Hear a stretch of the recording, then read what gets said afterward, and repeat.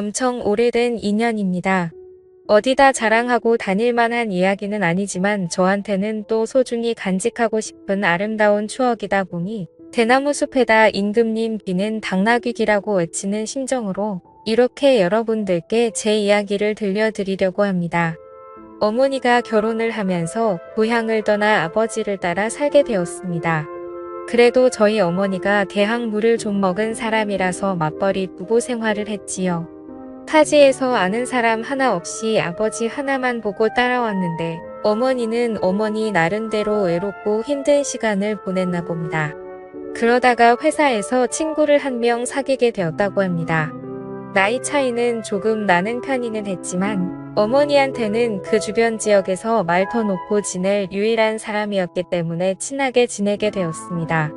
어머니를 언니라고 부르면서 잘 다르기도 했고 다행히 둘이서 죽도 잘 맞아서 둘이서 매번 같이 놀러 다니고 그랬답니다. 그 인연이 이어져서 저희 어머니가 제가 태어나고 나서 직장을 관두면서도 두 사람은 계속해서 인연을 이어왔다고 하더라고요. 저희 집에 자주 놀러와서 지내던지라 그리고 저 볼 때마다 이뻐해주고 용돈도 주고 했던 분이시라서 제가 이모라고 부르면서 잘 따르기도 했습니다. 그 지역에서 꽤 오래 살았기 때문에 사실상 가족 다음으로 많이 만나던 사람이 이 이모였습니다. 그런데 어린 마음에 그랬나 저한테 잘해주기도 하고 그때의 기억은 흐릿하지만 웃는 게 참 예쁜 사람이었던 걸로 기억해요. 키도 작았고 동안에다가 얼굴도 작은 여리여리하던 스타일이라서 어느 정도 제가 크고 나서는 오히려 제가 덩치가 더 크게 되더라고요. 제가 서울에 있는 대학교에 합격하면서 저희 아버지도 은퇴를 하시게 되었고 그렇게 저희는 온 가족이 삶의 터전을 서울로 옮겨가게 되었습니다. 서로 한국 땅 안에 있는데 못 만날 게 어딨냐며 어머니와 이모는 아쉬워하기도 했습니다. 하지만 무엇보다 제가 더 이상 엄마의 친구이자 이모라고 따르던 하지만 속으로는 내심 여자로서 좋아하고 있던 그녀와 떨어지게 되니 그 부분이 가장 아쉬웠습니다. 그녀 또한 제 손을 잡으면서 건강하게 잘 지내라면서 눈물까지 흘려줘 그날 그때의 얼굴이 아직도 기억에 선명하게 남아 있습니다. 그 영향을 받아서 저는 지금도 솔직히 니시 혹은 연상 취향이 굳어지게 되었습니다. 그런데 연상이라는 게 사실 나이차가 한두 살 많은 연상을 말하는 게 아니기 때문에 젊을 때 연애를 하면서는 또래의 여자들과 연애를 하기는 했지만 무언가 저를 채우지 못하는 것이 있었지요. 아무튼 속으로 아쉬움은 많았지만 제 취향을 들킬 수 없어서 사실 그때는 주변 친구들도 여자 그룹 가수 누구 드라마에 나오는 주연급 누구 주인공 동생으로 나오는 누구 하면서 다들 연하나 동갑내기 여자들에게만 관심이 있다 보니 저는 선뜻 여자 주인공보다 여자 주인공 엄마로 나오는 사람이 더 예쁘지 않냐 하는 이야기를 꺼내기가 힘들었지요. 그래서 저도 남들하고 똑같이 나이 비슷한 직장인 여자친구를 만나게 되었습니다. 대학교 졸업할 때까지는 솔직히 별로 관심도 없었어서 연애를 하지 못했는데 오히려 그런 걸 보고 주변에서 오해들 하고 그러니 어쩔 수 없이 시작한 연애였어요. 그래도 첫 연애라고 내심 많이 좋아하기도 했고 마음도 많이 썼습니다. 하지만 최선을 다하긴 했지만 역시 중요한 순간에 커지질 않으니 한참 대인 나이인데도 두 사람의 연애 관계가 더 발전을 할 수는 없었지요. 그래도 그때 여자친구가 저를 많이 위해주고 기다려주고 어떻게는 일으켜보려고 이것저것 노력도 많이 했습니다. 도무지 그 여자친구한테 나는 나보다 나이가 많은 사람이 아니면 안 될 것 같다는 말을 꺼낼 수가 없었지요. 그 여자친구가 나쁘다고 생각하진 않습니다. 그녀도 사람인데 당연히 답답하고 힘들었겠지요. 결국 그녀는 저를 두고 다른 남자를 만나더라고요. 그런데 그 과정이 저에게는 그 사실을 숨기고 양다리를 걸치고 있던 거였어요. 그래서 그때 마음의 상처가 엄청 나긴 했습니다.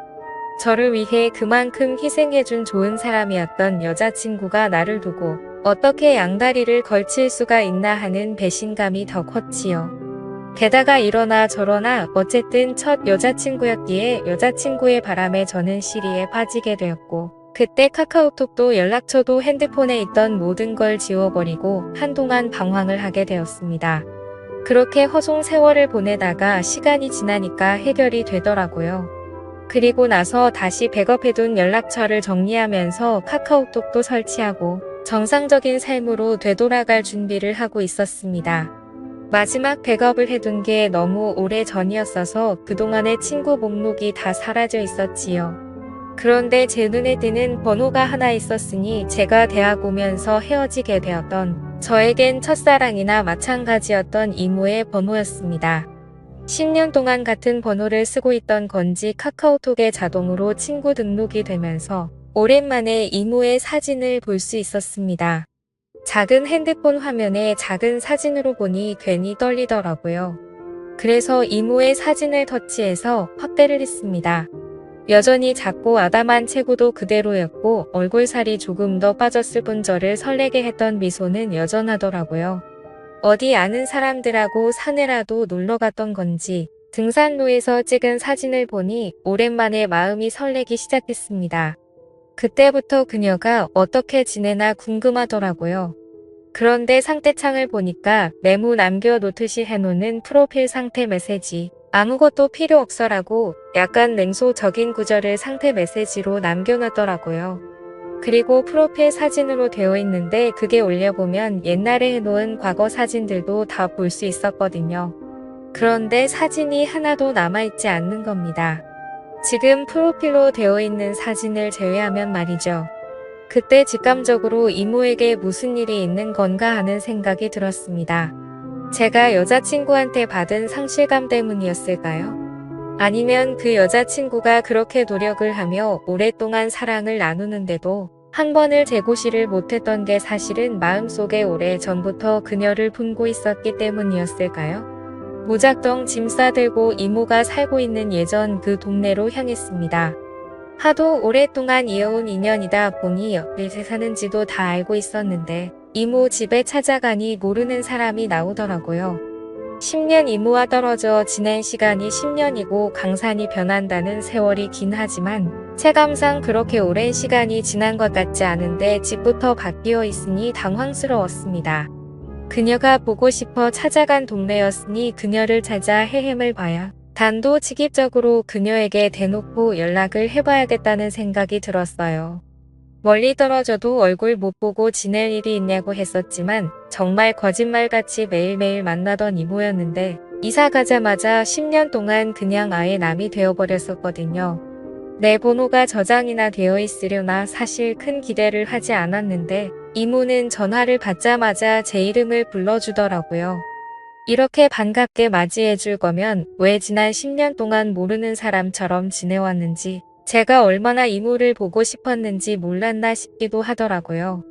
이모와 저는 오랜만이라며 엄마는 어떻게 지내니 학교는 졸업 잘했니 회사는 다니니 등등 별시덥지 않은 안부를 물으며 한참 동안 대화를 나눴습니다.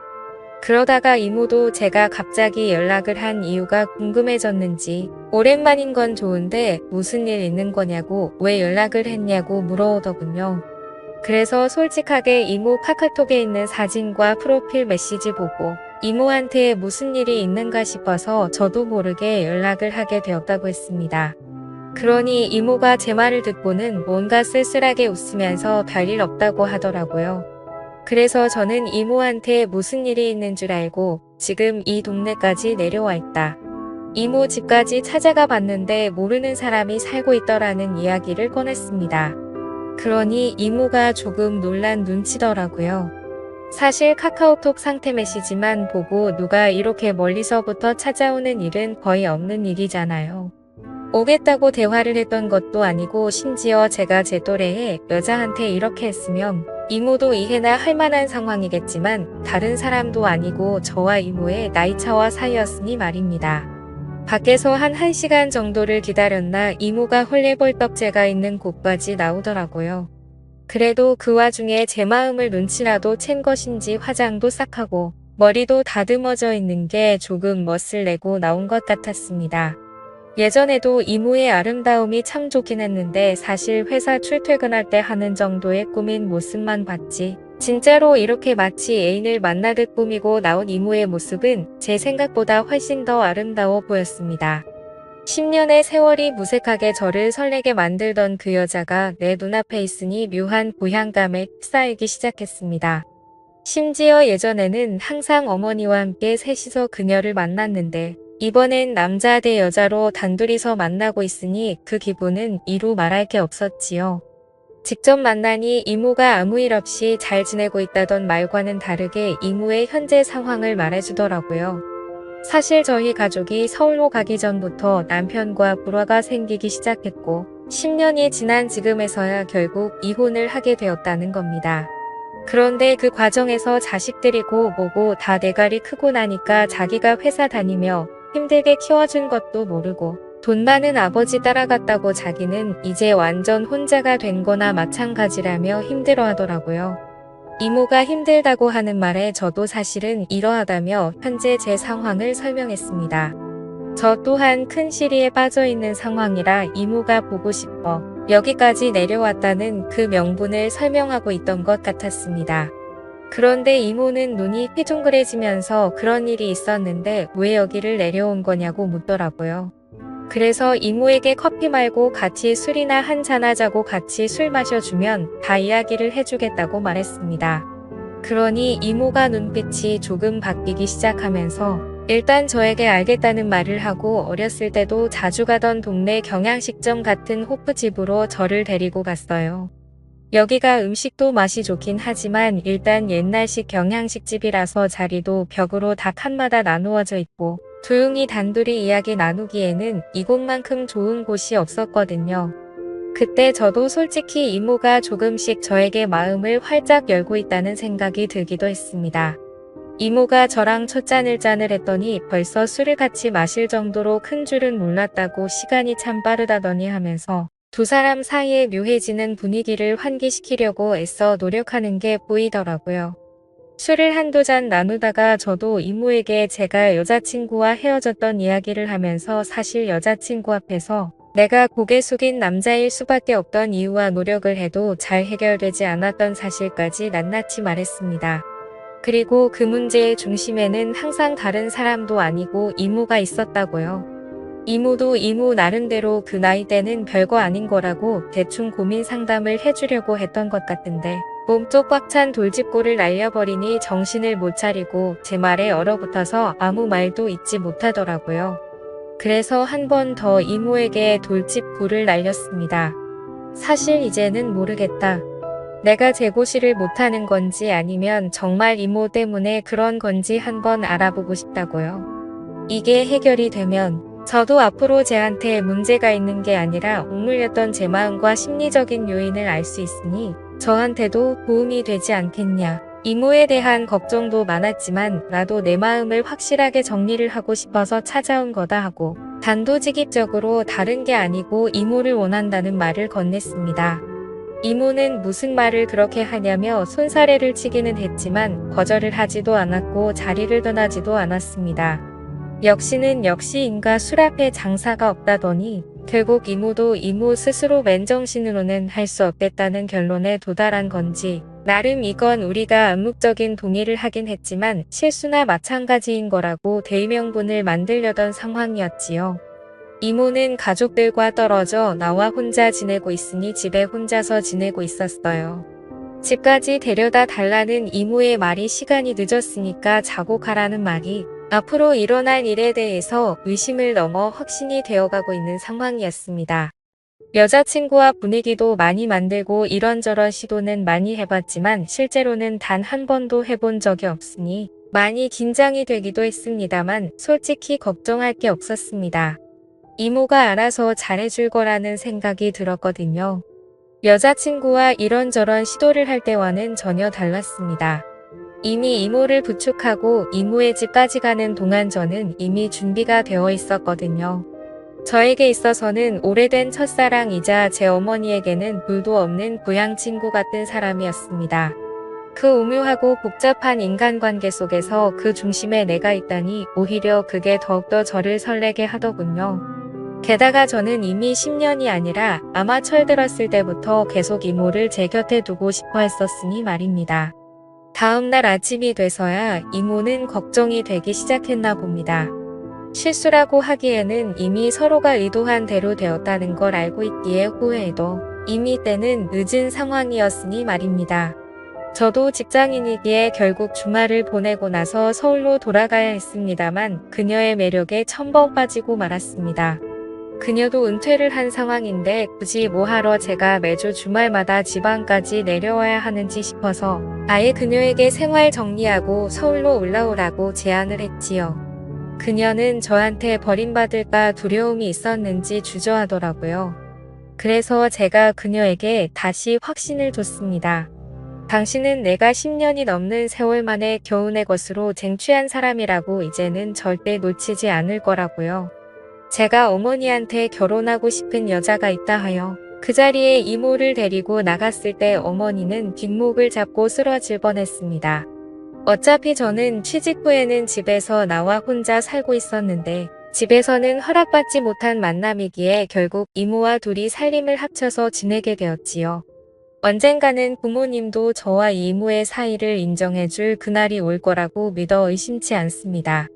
그때까지는 좀 오랜 시간이 걸리겠지만 지금은 최선을 다해서 지금의 만족스러운 삶을 유지해 보려고 합니다. 오늘의 사연은 여기까지네요. 긴 사연 끝까지 들어주셔서 감사합니다.